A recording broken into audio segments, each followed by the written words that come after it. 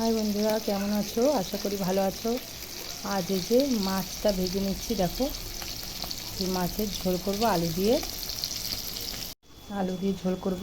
আর এদিকে করছি করলা ভাজা, এদিকে বটবটি আলু ভাজা করব। দেখতে থাকো তোমরা আজকে রান্নাটা। করলাটা এখন ভেজে নিচ্ছি আগে। দেখো, কড়াই তেল দিয়েছি, গরম হয়ে গেছে।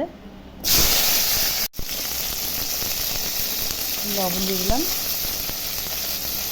হলুদ দিলাম।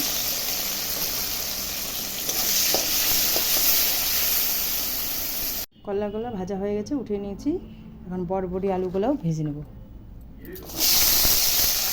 লবণ দিয়ে দিলাম, হলুদ দিয়ে দিলাম। আলু বটবটিগুলো ভাজা হয়ে গেছে, এখন নামিয়ে নেব। কড়াই তেল দিলাম, মাছের ঝোলটা করে নেব।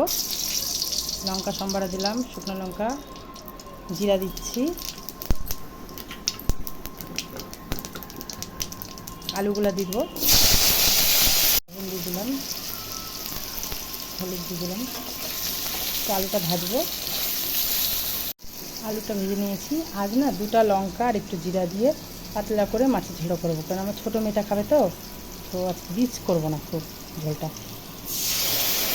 কাঁচা লঙ্কা বাটা দিয়ে একটু ঝোলটা করবো।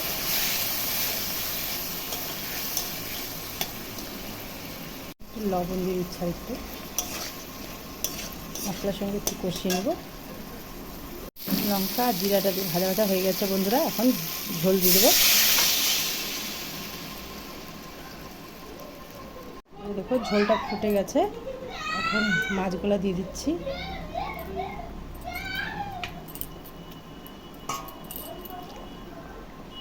এই দেখো বন্ধুরা, আমার মাছের ঝোলটা তৈরি হয়ে গেছে, বুঝছো? দেখো, আমাদের মাছের ঝোল ঢেলে নিয়েছি গামলায়, তৈরি হয়ে গেছে। এদিকে ভাজা, বরবটি আলু ভাজা, করলা ভাজা, আর এদিকে হাঁড়িতে ভাত আছে। তো দুপুরকার লাঞ্চ করে নিচ্ছি বন্ধুরা, তোমরা করে নাও। টাটা।